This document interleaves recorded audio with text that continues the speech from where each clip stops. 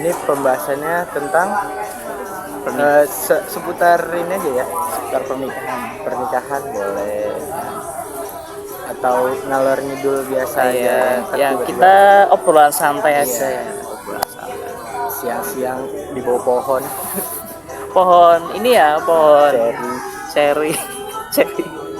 Kalau ngomong tentang pernikahan nih, rasanya mungkin nggak afdol kalau kita menyebut tentang urgensi pernikahan itu sendiri. Kan orang-orang pikir nikah itu enak ya, enak nih, udah bisa nikah, udah bisa halal, udah bisa berhubungan badan sama istri kita. Nah, di samping itu ternyata pernikahan itu tidak semudah orang-orang yang bayangkan. Jadi jangan memikirkan enaknya doang, jangan mikirin tentang seksnya doang. Karena kalau kita sudah menikah, berarti kita sudah mengikat hubungan yang tadinya bukan bukan mahram, bukan muhrim, yang setelah menikah, dan setelah menikah itu sudah terjadi yang namanya sebuah ikatan antara laki-laki dan perempuan yang menciptakan adanya sebuah keluarga di dalam sebuah masyarakat. Kalau kita bicara tentang pernikahan juga, yang pasti pernikahan ini tentu banyak kekurangan di dalamnya, ya, banyak bobroknya lah. Contohnya saja kasus tentang pernikahan dini. Nah, kalau kita membahas tentang pernikahan dini ini rasanya ini ya nggak bisa-bisa. Pasti nggak akan habis. Contohnya saja di daerahmu yang di Jakarta, ibu kota emang. Udah nggak jadi ibu kota ya? Udah nggak jadi ibu kota ya? Kan ibu kotanya udah pindah di Kalimantan. Cuman emang di Jakarta emang pernikahan dini tuh ya marak lah terjadi. Karena kan emang dari pacarannya aja udah ugal-ugalan. Iya, udah ugal-ugalan melewati batas. Iya, benar. Udah berani pegang-pegang tangan depan umum. Apalagi anak SMP ya rata-rata ya. Anak SMP udah mulai puber gitu. Udah mulai puber, mulai penasaran sama hal-hal yang kayak gituan. Jadi pengen coba. Padahal yang seumuran saya belum tentu berani nyoba. Tapi yang SMP udah berani. Kalau saya amati ya, apakah benar di Jakarta itu yang namanya kasus pernikahan dini itu apakah tiap tahun meningkat ya? Setiap tahun kayak pasti ada peningkatan. Cuman ya walaupun nggak terlalu tinggi peningkatannya, cuman ya pasti ada aja. Karena kan kejadian ini di Jakarta tuh udah lumrah. Pacaran di tempat umum, berani. Sekarang di Jakarta malah udah ada hotel-hotel yang bebas aja. Biasanya kalau ini ya di hotel-hotel tertentu itu rawan terjadinya pasangan yang berbuat mesum ya, di hotel, di kos-kosan gitu ya. Hotel, kos-kosan, apalagi kan di kamar cuman berduaan. Berasa pasti sering digerebek sama polisi ya. Ada beberapa, ada juga yang operasi razia. Ada yang kena gerebek. Biasanya kalau kena gerebek itu yang hotel-hotel yang udah biasa. Hotel yang terafiliasi dengan Oyo ya. Oyo. Penginapan Red Doors. Sebenarnya kalau di Jakarta juga ada, di Batang juga, daerah saya juga. Ada juga. Banyak yang seperti itu, apalagi di hotel yang terafiliasi dengan Red Doors, Oyo itu itu juga rawan terjadinya. Karena apa? Kok bisa sampai banyak kecolongan kasus kasus kayak gitu. pasangan muda-mudi itu di situ. Kenapa? Karena dari pihak hotelnya sendiri, dari pihak yang bersangkutannya itu terkadang tidak pernah mengawasi, tidak pernah mengecek apakah ini sudah suami istri apakah belum. Nah, makanya itu sering kecolongan, Mas. Kecolongan terkait dengan kasus muda-mudi itu yang sering dalam tanda kutip berhubungan di hotel situ ya.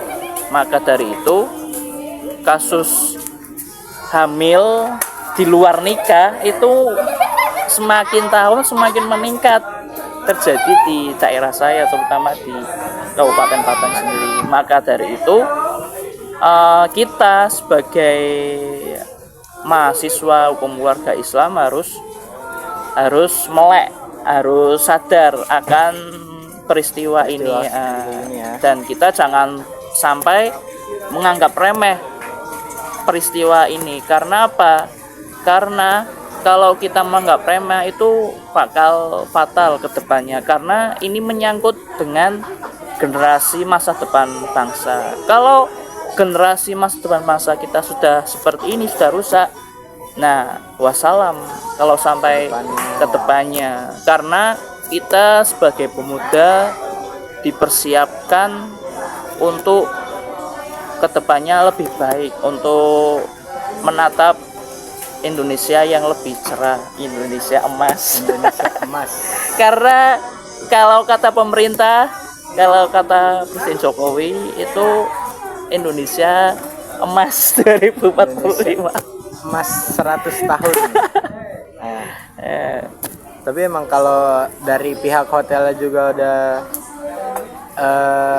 prosedurnya udah kayak gitu ya, bakal yang kayak di Jakarta mungkin. Iya. Bakal meningkat terus. Mungkin dari stakeholder Pemkab, kepolisian, dan yang bertanggung jawab harusnya benar sadar, harus sering-sering belusuan ke tempat-tempat yang sekiranya rawan. Dan memang di dalam ini pemerintah maupun pemerintah kabupaten, pemerintah kota itu harus turun tangan langsung terkait dengan untuk pencegahannya. Dan pihak terkait seperti kayak pemerintah terkait harus banyak-banyak melakukan penyampaian edukasi terkait bahaya hamil di luar nikah ini, agar menekan angka ini pernikahan dini.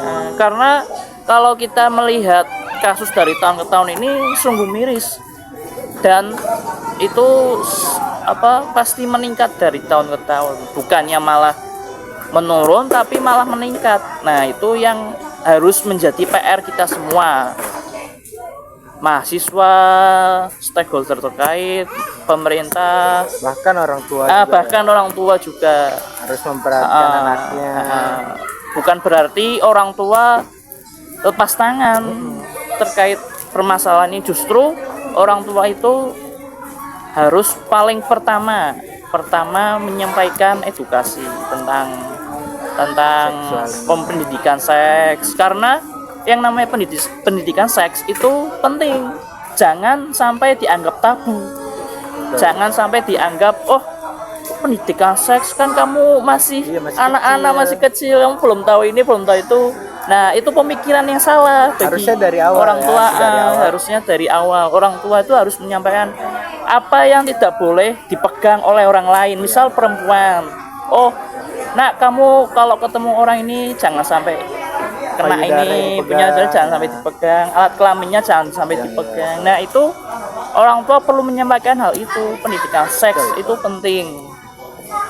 Kalau orang tua nggak pernah menyampaikan seperti itu, ya jangan salahkan anaknya kalau sampai anaknya berbuat yang tidak sesuai dengan harapan orang tua. Maka dari itu yang namanya pendidikan agama itu penting bagi anak-anak sekarang ya. Maka dari itu kan orang tua dari kita kecil kan pasti selalu menyekolahkan kita, kalau sore kita ke TPA ngaji ya. Nanti kalau sudah menjelang maghrib kita harus pulang, nggak boleh mampir kan. Yang anak cewek, anak cowok kalau malam nggak boleh keluyuran. Itu di Jakarta masih banyak ya. Masih ada anak cewek yang keluyuran sama cowoknya boncengan kan. Nggak boleh sampai jam 9 malam. Ya benar. Nah itu yang menjadi PR bagi orang tua kita. Nah setelah beranjak remaja SMP, nah itu ada orang tua yang menyekolahkan anaknya di pesantren, di ponpes. Ya terserah mau di ponpes tafid, ponpes tradisional, ponpes modern seperti yang ada di Gontor itu ya terserah.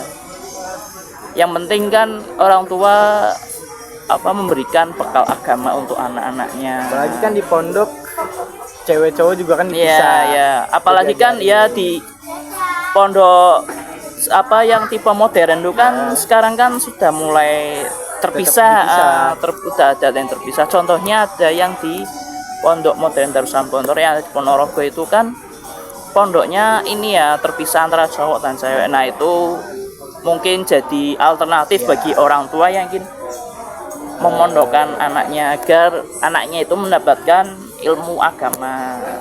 Nah baru setelah beranjak dewasa itu orang tua kalau bisa menyekolahkan anaknya sampai ke perguruan tinggi. Nah ini penting ini terutama bagi anak perempuan, karena masih ada yang pikiran gini, anak perempuan itu ngapain sih sampai kuliah sekolah tinggi, ngapain sampai S3, ngapain sampai profesor, sampai doktoral, ngapain sih kalau ujung-ujungnya cuma di dapur ngurus anak masak. Nah ini pemikiran yang harus dihilangkan oleh orang tua, karena yang namanya pendidikan itu justru penting untuk anaknya kelak. Karena pemikiran itu yang justru dari dulu sudah ada dari zaman R.A. Kartini. Makanya R.A. Kartini itu memperjuangkan hak-hak wanita. Kalau R.A. Kartini sudah memperjuangkan hak wanita, kalau sampai sekarang masih ada pemikiran seperti itu, berarti sia-sia dong perjuangan R.A. Kartini, pahlawan kita yang sudah memperjuangkan hak wanita. Maka dari itu, yang pendidikan itu penting bagi anak-anak kita kelak kalau sudah mempunyai anak, agar tidak terjadi perilaku menyimpang seperti seks bebas dan hamil di luar nikah. Karena kasus di pengadilan agama ini banyak kasus yang minta dispensasi nikah itu banyak kasusnya. Karena saya sebelumnya sudah mengamati bahwasannya kasus dispensasi nikah di Kabupaten Padang itu justru meningkat kasusnya. Karena apa? Karena yaitu kurangnya pendidikan dari orang tua. Karena orang tua itu ibarat madrasah pertama bagi anak-anaknya. Terus orang tua terutama bapak-bapak ini kalau bisa mengedukasi juga anaknya, jangan ibunya doang, karena kan selama ini banyak ya ibunya doang tapi bapaknya fokus kerja 24 jam, jarang di rumah, jarang ngobrol sama anak. Ini juga yang harus diperhatikan sama bapak-bapak. Sama bapak-bapak juga harus memperhatikan kehidupan anaknya. Contoh, Dek, kamu hari ini ngapain aja? Nah, ya sekedar ngobrolin nanya ya. Seputar kesehariannya ngapain? Ya agar anak kita itu dekat sama orang tuanya. jangan sampai anak-anak zaman sekarang jangan sampai tidak dekat sama orang tuanya. Kalau tidak dekat sama orang tuanya itu fatal, bisa berakhir fatal. Karena kalau dekat sama orang tua itu seorang anak itu bisa curhat terkait masalahnya. Oh ya, aku kemarin dapat masalah sama ini, aku kemarin dibully sama ini, aku kemarin bisa deketin cerita, saya, bisa cerita, tempat curhat orang tua ya. Jangan sampai anak-anak itu justru curhatnya sama orang lain, sama lagi curhat di media sosial. Oh, ini marah ini terkait curhatnya ke anak-anak WhatsApp. Sekarang terutama Gen Alpha ini sering baru, sekarang sering banget curhat di status. Kalau misal aku gini itu karena kurang perhatian juga ya. Iya, itu kurang ngobrol, interaksi. Nah, ini harus diperhatikan sama orang tua sekarang. Orang tua harus care, harus peduli sama anak-anaknya. Jangan sampai terpisah, akhirnya terjadi kasus kan.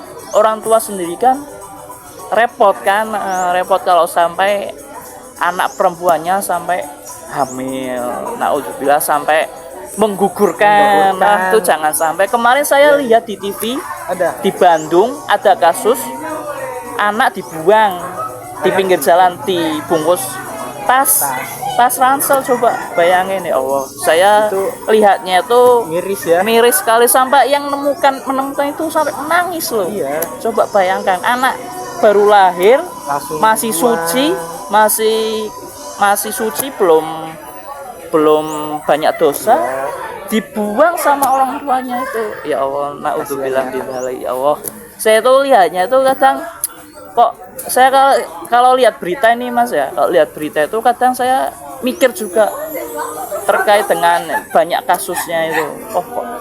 Kok jadi gini ya dunia parenting di Indonesia. Terkadang ada loh sampai anak membunuh orang tuanya sendiri karena rebutan hak waris, misal rebutan harta. Itu masih sering terjadi kalau kita benar-benar melihat dari berita. Itu banyak loh kasus-kasus di Indonesia. Itu karena akibatnya itu kurang edukasi anak dari kecil. Apalagi yang sering terjadi itu ya perebutan hak waris biasanya. Waris ini yang susah sih. Waris. Karena mau waris secara agama atau secara negara pasti ada saling iri satu sama lain. Terkadang orang itu masih belum memahami Mas terkait dengan warisan ini. Pembagiannya berapa, kalau punya anak harus dibagi berapa. Kadang zaman sekarang misal nih ayahnya meninggal, ibunya masih ada, anaknya 2. Terkadang ibunya ini nggak dapat, kalau enggak diambil ibunya semua. Iya sih, terkadang kayak gitu dengan dalih, sini loh kan hartanya kan masih ada ibu, kan kalian masih kecil, dengan dalih seperti itu. Betul. Tidak justru membaginya, padahal kan sudah punya anak. Kecuali kan kalau nggak punya anak baru. Ini yang masih terjadi kekeliruan di masyarakat kita. Nah, mungkin dari pihak KUA, dari pihak pemuka agama juga mungkin belum memberikan penyuluhan terkait dengan pembagian waris. Nah, ini sangat penting, jangan sampai dianggap remeh. Apalagi kayak tadi sampai merenggut nyawa orang demi waris. Banyak ya di Jakarta ya, kasus seperti itu ya.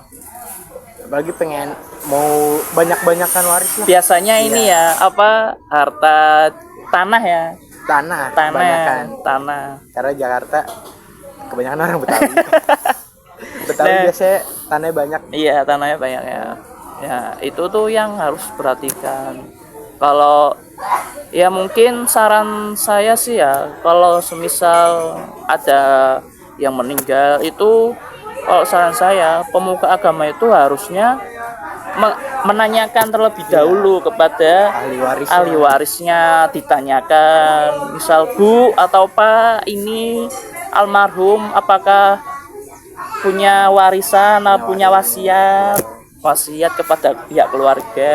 Nanti tanyakan kepada si ahli waris apakah punya peninggalan, punya wasiat. Nah, kalau semisal punya wasiat, nah itu harusnya pemuka agama itu